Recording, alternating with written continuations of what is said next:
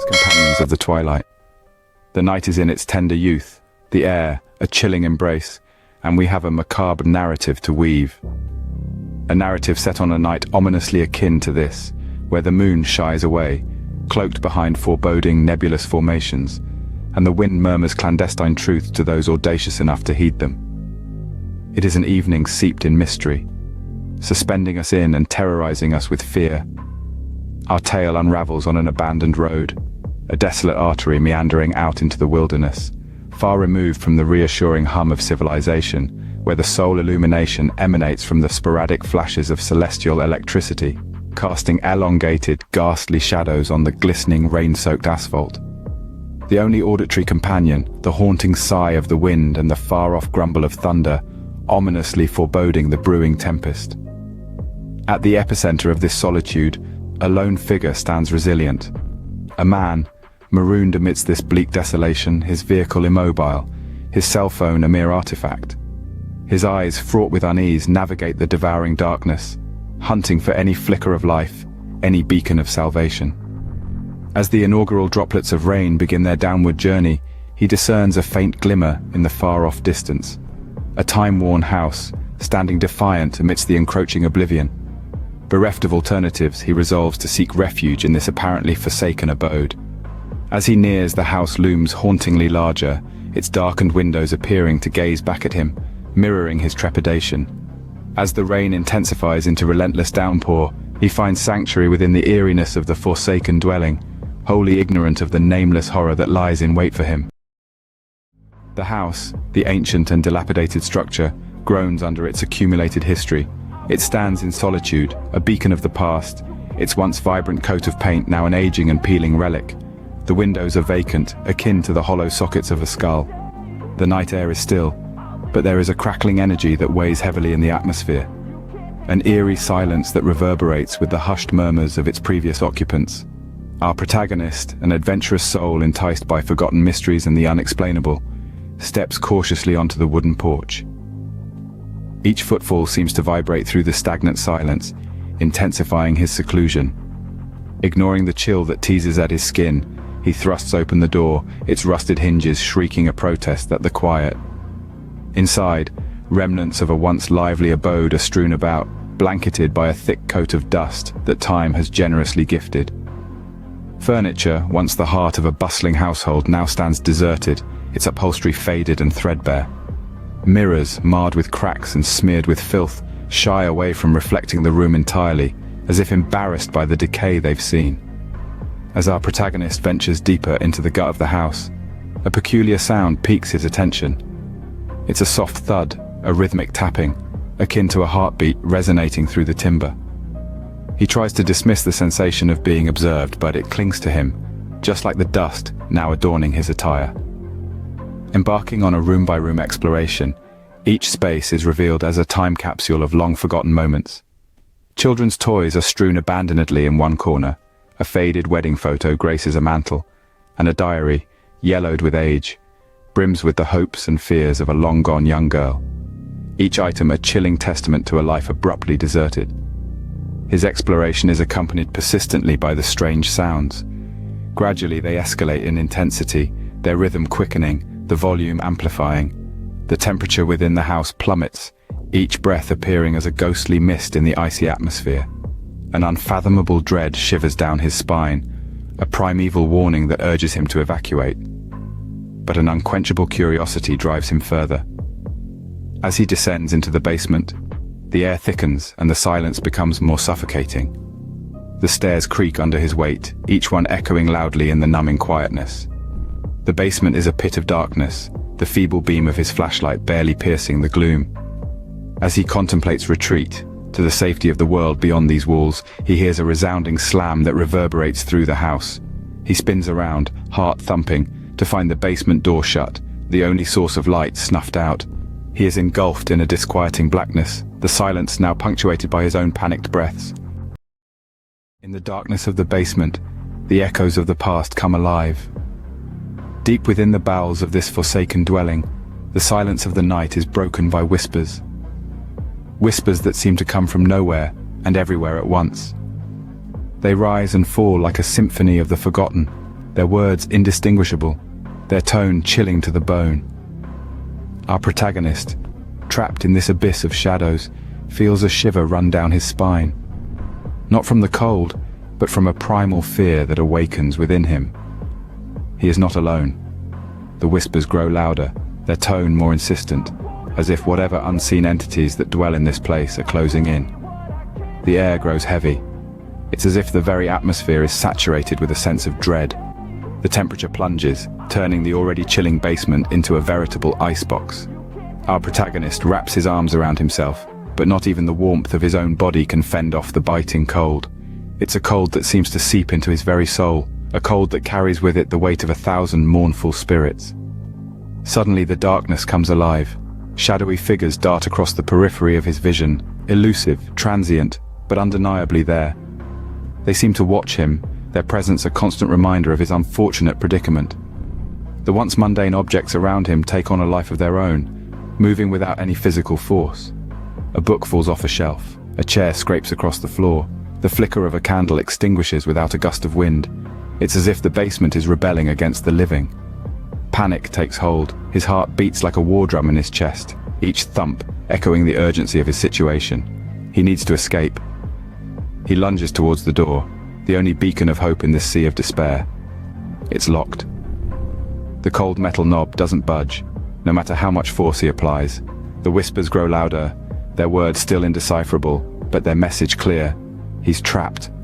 The shadows grow denser, the whispers more insistent, the cold more biting. Every second that ticks by feels like an eternity. Fear, once a mere spark, now engulfs him entirely. He's caught in a relentless storm of horror with no end in sight. He bangs on the door, his pleas echoing in the chilling silence, but there is no one to hear him, no one to save him from the relentless onslaught of the haunting. And then, just as the whispers reach a fever pitch, the door swings open.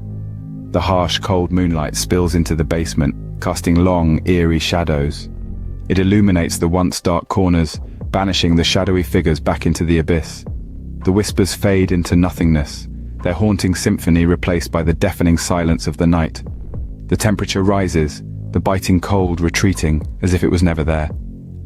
He stumbles out of the basement, into the empty house, bathed in the cold moonlight. The whispers of the past, the shadowy figures, the chilling cold, they all stay behind, confined within the darkness of the basement.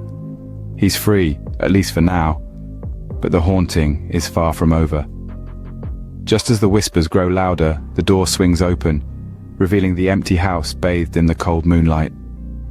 The eerie quiet that follows is a stark reminder of the chilling encounter. The echoes of the past may have retreated, but they are not gone. They linger in the shadows, waiting for the right moment to come alive once again. As the rain lashes against the windows with a fury, the accompanying wind howls like a beast in the night. Jack is alone, a solitary figure in the eerily ancient house, his only company the symphony of the storm. Each raindrop against the glass sings a haunting melody, a ghostly echo of the chaos outside. The wind, a relentless twists through the skeletal winter trees, its invisible claws scratching at the house's exterior in a desperate for entry. This house, with a history as deep and grotesque as the dancing shadows that mockingly play upon its walls, breathes an uncanny life. Subtle inhales and exhales seem synchronized with each gust of the storm, a chilling harmony between nature and the supernatural. The silence is pierced by a noise, an abnormal symphony of creaks and groans that reverberates through the house. The sound, an unsettling melody, seems to spawn from the very soul of the house.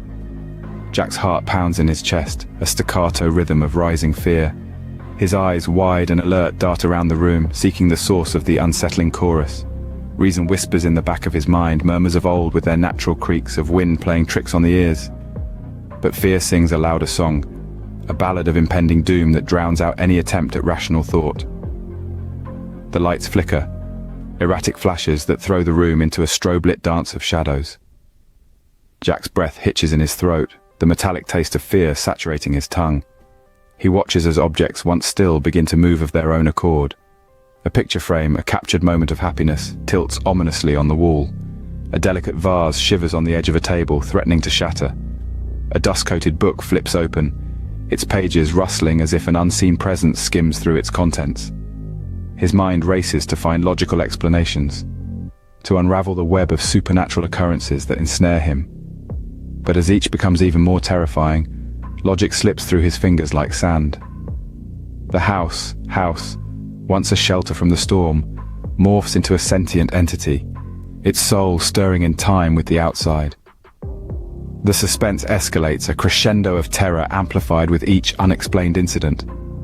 The wind shrieks louder, the rain assaults the windows harder, and the house, this chilling entity, seems to animate with a consciousness of its own. Jack's fear evolves into a living predatory thing that coils around him, seizing every rational thought. Every creak, every flash of light, every unexplained movement fuels his growing terror, gnawing at the edges of his sanity. And then, as the antique clock chimes the midnight hour, the house seems fall into an anticipatory silence. The wind ceases its relentless howling, the raindrops suspend their symphony, and the objects halt their eerie dance. This silence is more terrifying any sound, a vacuum that stretches out in an endless suspense. Suddenly, shatters the stillness, a spine-chilling shriek that reverberates through the house. It's a symphony of horror, a testament to the night's unleashed terrors. Jack's blood freezes, his heart a frigid drum in his chest.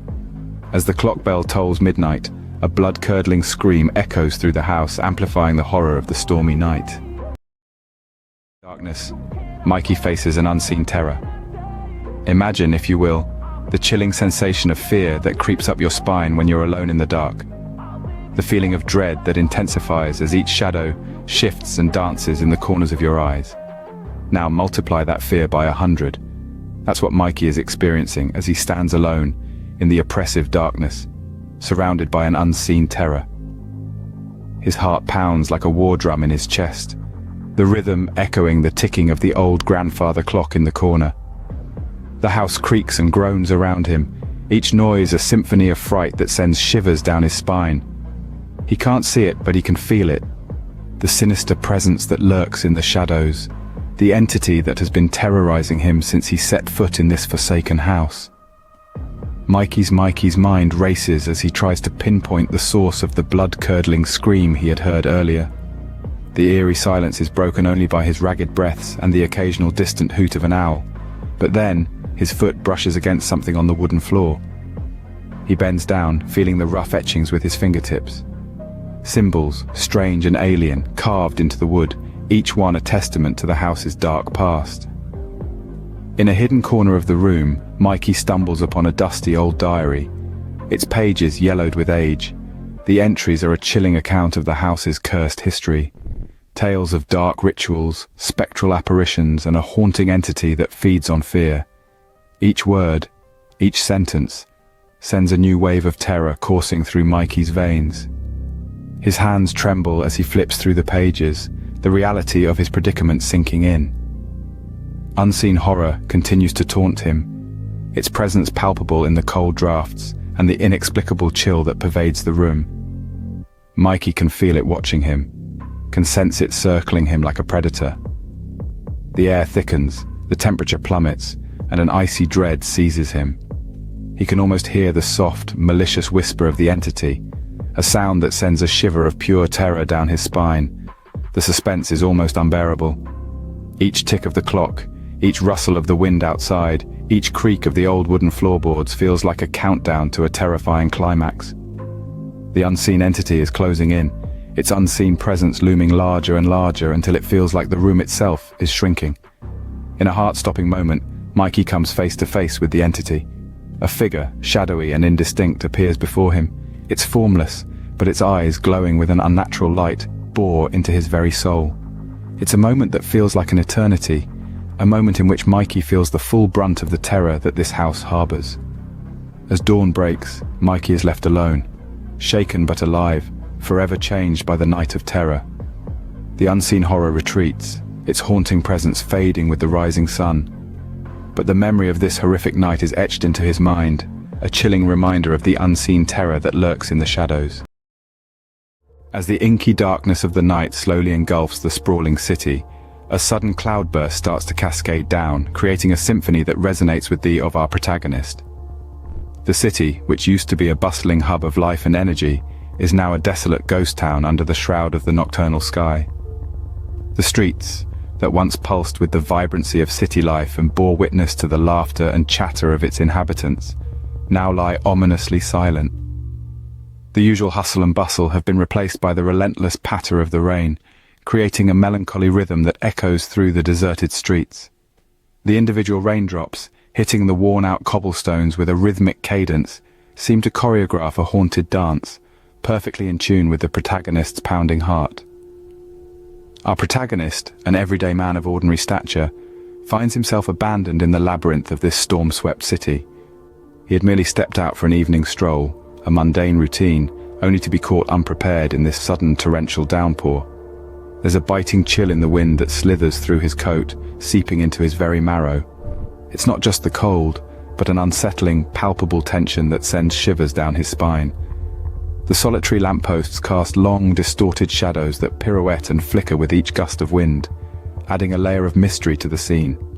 Every turn he takes, every alley he crosses, seem hauntingly identical, as if entrapping him in an endless loop. The city he knew like the back of his hand has transformed into an unsettling, unfamiliar maze with no visible exit. As he ventures into the deeper veins of this urban wilderness, his sense of disquiet multiplies. The sound of his own footsteps echo ominously off the rain-soaked cobblestone streets, a chilling reminder of his isolation. But then, from the depths of the echoing silence, he starts to discern another sound, a sound that doesn't belong. A hushed whisper, a faint rustle, a soft tapping that disrupts the rhythm of the rain. His heart pounds like a drum in his chest as he spins around to look over his shoulder. There's no one there, just an endless street extending out behind him. He quickens his, the unsettling noise growing louder, drawing closer. A sense of dread engulfs him, a feeling that he's being followed, stalked. The protagonist's mind is a whirlwind of fear and confusion. He tries to rationalize, to convince himself that it's all a delusion, a macabre illusion painted by the stormy night. But the noises, they're palpable. They're not an illusion, they're there, growing deafening with each passing moment. His pulse throbs violently in his ears, his breath coming out in erratic, sharp gasps. He can almost feel the unseen eyes on him, the ominous presence lurking in the shadows. His instincts scream at him to run, to break free, but his legs are cemented to the spot, paralyzed with fear. As the protagonist's terror escalates, the disconcerting noises amplify. The night descends further into darkness, and he realizes with a shudder, he is not alone. Our story commences on a tempest-tossed night. The rain is a relentless foe, hammering a rhythm of isolation on the roof of a lone car navigating a desolate road. The powerful beams of the vehicle's headlights pierce the inky void, casting a spotlight on a barren landscape, its only inhabitants, gnarled trees, their branches gnashing like skeletal hands in the gloom. Our protagonist, a lone figure, is navigating his way to an unidentified destination. Inside the car, the world outside seems a different realm. The only sound, a rhythmic chorus of raindrops drumming against the metallic exterior, a hypnotic lullaby of solitude. The car's engine purrs, a comforting mechanical pulse against the tranquility of the night.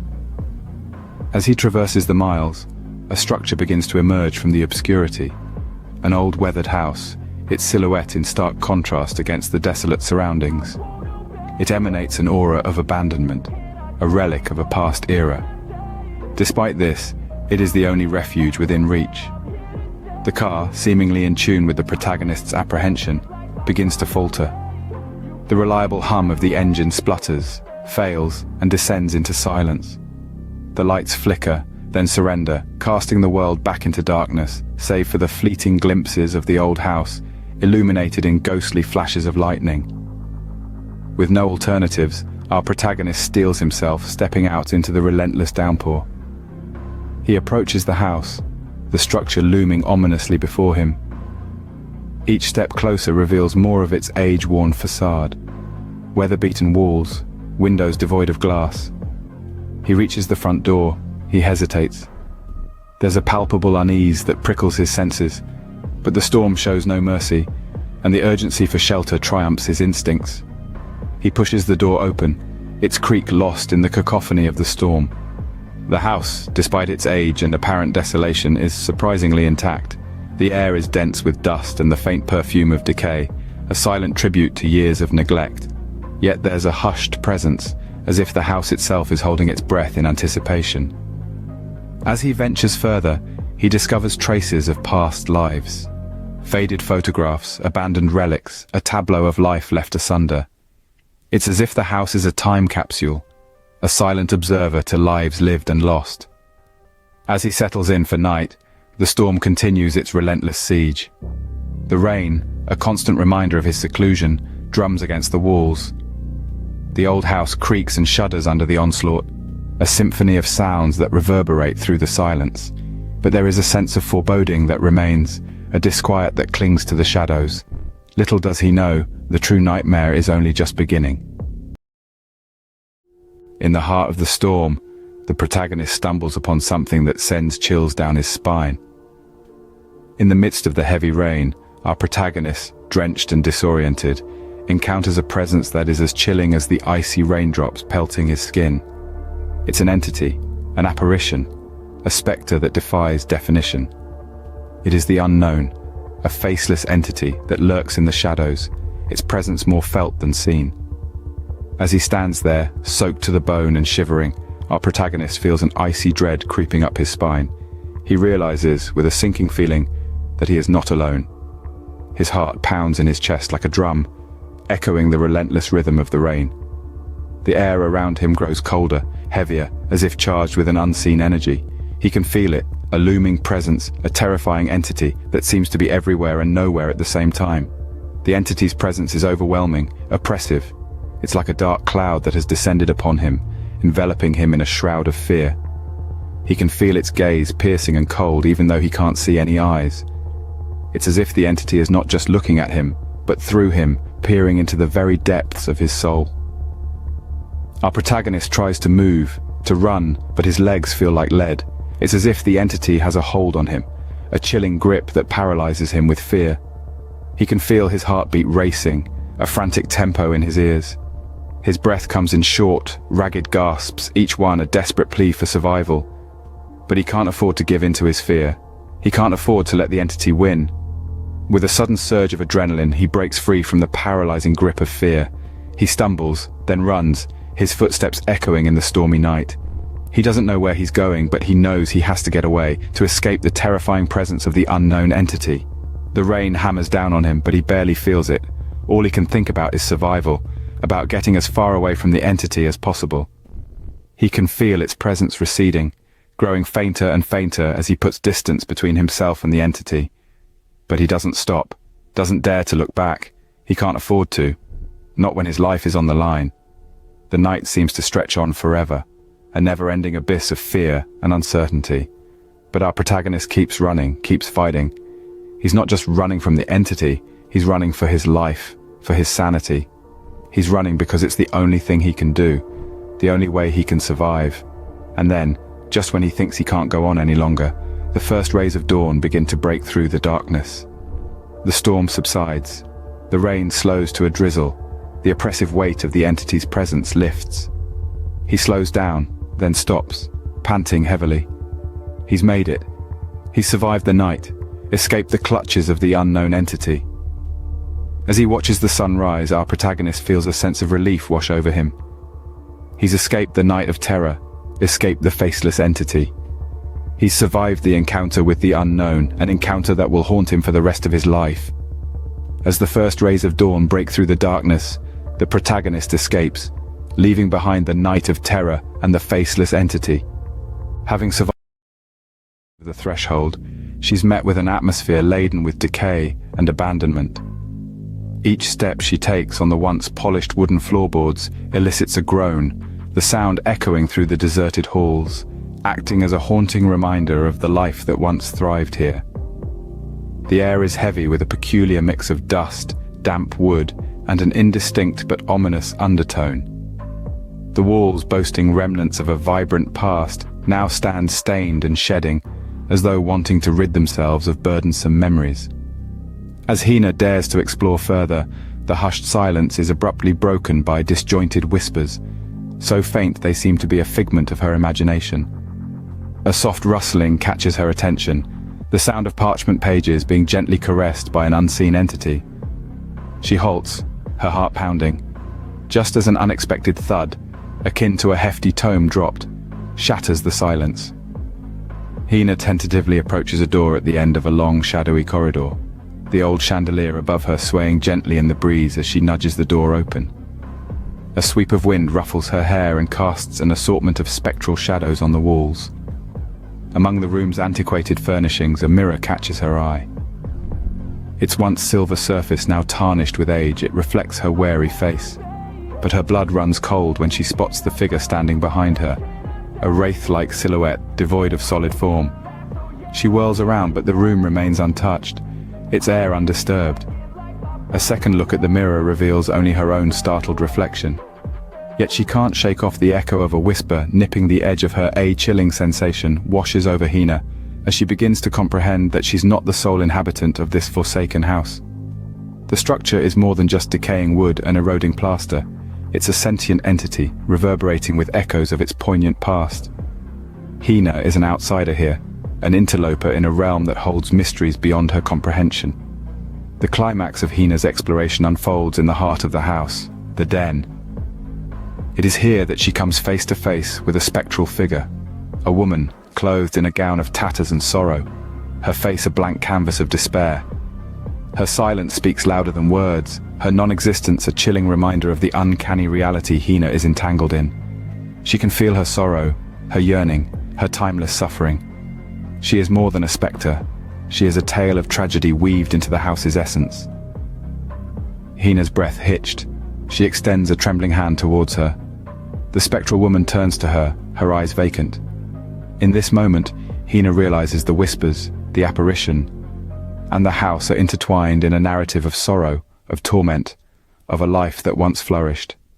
Not alone, the dread that seized her was more tangible than the rain drizzling outside. Now, a part of this chilling narrative, Hina is left with a disturbing revelation.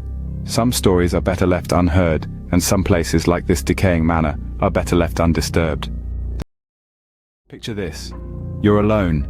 The world outside is soaked in a relentless downpour, the thunder booming like a far-off drum, adding an ominous soundtrack to the scene.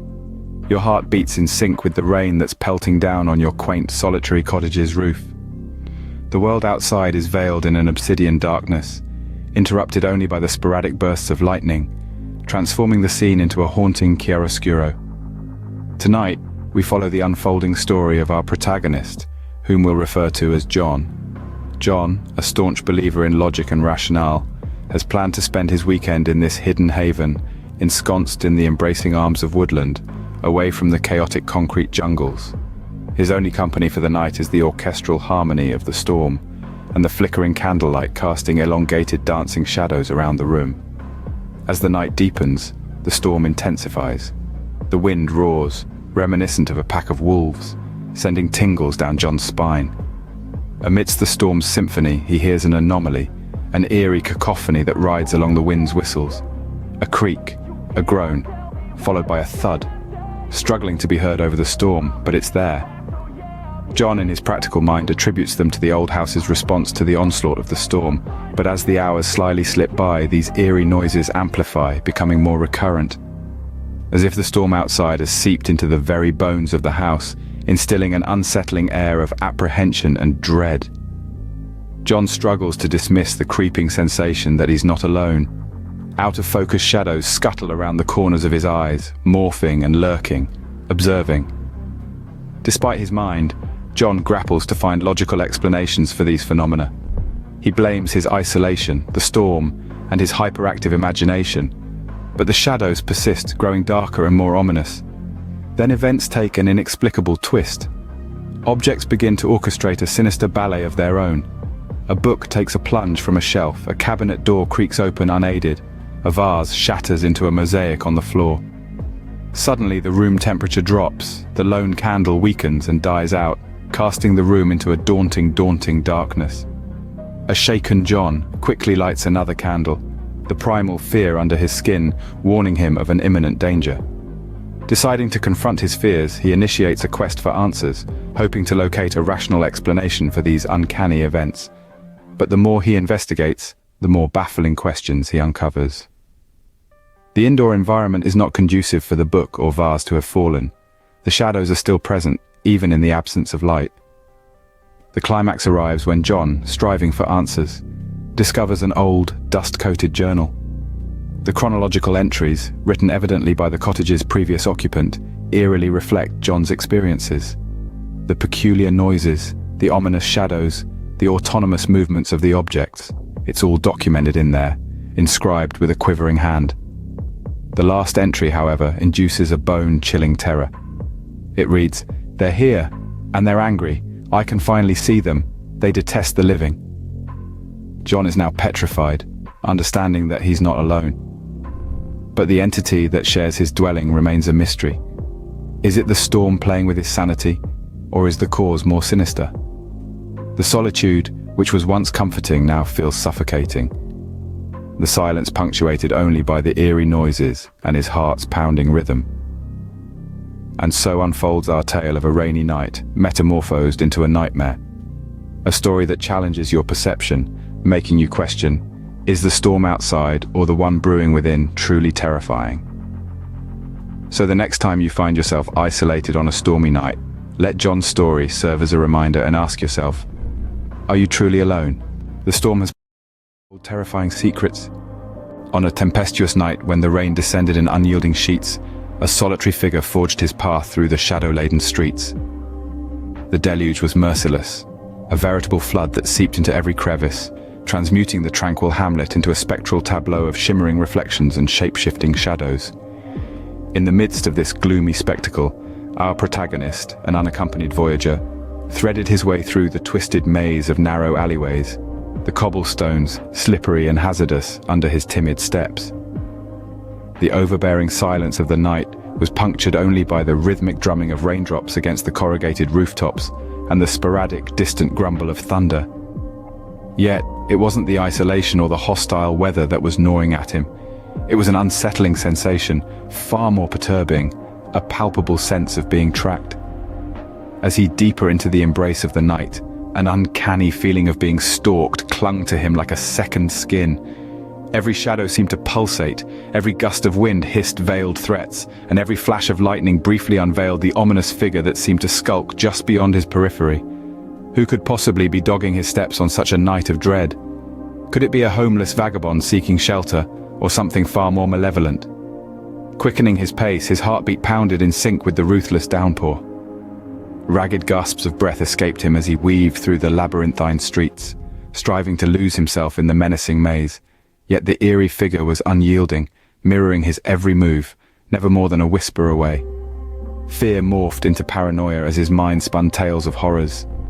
The rain-drenched cobblestones transformed into a nightmare-ridden dreamscape, the structures looming ominously against the storm-tossed skies, their vacant windows staring ominously like vacant sockets of the deceased. He could sense the figure closing in, the hair on his nape prickling in chilling anticipation. Escape was the only option. With time as the enemy, he broke into a reckless dash, his echoing steps rebounding off the enclosing stone walls, his heart thudding like a relentless drum. The pursuit had begun. The torrential rain formed a blinding shroud, the wind bellowing like feral beast. The labyrinthine streets twisted and turned, spiraling into a ceaseless maze of terror and obscurity. He zigzagged left, then right, then left again, his thoughts swirling in a maelstrom of panic and disorientation. Yet the spectral figure was ever present, a haunting apparition in the heart of the storm, an incorporeal phantom that clung to his heels like a shadow. And then, in the narrowing confines of a dead-end alley, he found himself face to face with his relentless pursuer.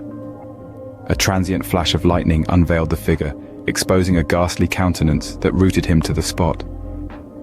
It was a face devoid of human emotion, a face etched with the chilling hand of the supernatural. A primal urge to scream, to flee, welled up within him. But he was ensnared, trapped the spectral figure and his burgeoning terror. The rain lashed mercilessly against his face, the wind roared in his ears, and the figure towered above him, a monstrous silhouette against the tempestuous night. Summoning a last burst of adrenaline, he lunged at the figure, a futile struggle to break free from his nightmare. What followed was a chaotic struggle, a whirlwind of desperate movements, and then a deafening silence. The figure had vanished, swallowed by the night as swiftly as it had materialized. Our protagonist found himself alone, but profoundly scarred. The chilling encounter had left a lasting imprint, his heart still reverberating with residual fear, his mind teeming with a barrage of unanswered questions. Who was this figure? What did it seek? Most importantly, where had it disappeared? And thus, this bleak, rain-drenched night, the mysterious figure retreated into the shadows, leaving our protagonist ensnared in the terrifying clutches of the unknown. So ends our tale of the rainy night horror. What a chilling adventure it has been, hasn't it? We journeyed through the shadows, the rain acting as a haunting symphony to the crescendo of our protagonist's fear. A night alone, a storm raging outside, and the eerie feeling of being watched. It's a tale as old as time, yet one that never loses its ability to send shivers down our spines. Think about our protagonist, isolated in the heart of the storm, the sound of raindrops drumming against the window pane becoming a terrifying soundtrack to the night. The flickering light, the chilling draft, the creeping sense of dread. Moments that were once mundane, now twisted into fragments of fear. It's these details that make our story so chillingly relatable. Suspense and fear dance together in a macabre ballet, each feeding off the other, escalating the terror to a fever pitch. Yet our protagonist persevered, facing the unknown with a courage that was both admirable and terrifying. Their fear became ours, their bravery our beacon. But as we close this chapter, does the horror truly end? Perhaps not. For the most terrifying stories are those that linger, that refuse to be confined to the pages of a book or the frames of a video. They creep into our thoughts, our dreams, our quiet moments. They make us question the shadows, the sounds, the silence. They make the ordinary extraordinary, the mundane terrifying. So as we conclude, we leave you with more than just a story. We leave you with the lingering sense of unease, of mystery, of the unknown. Because the true horror isn't in the story, it's in the aftermath.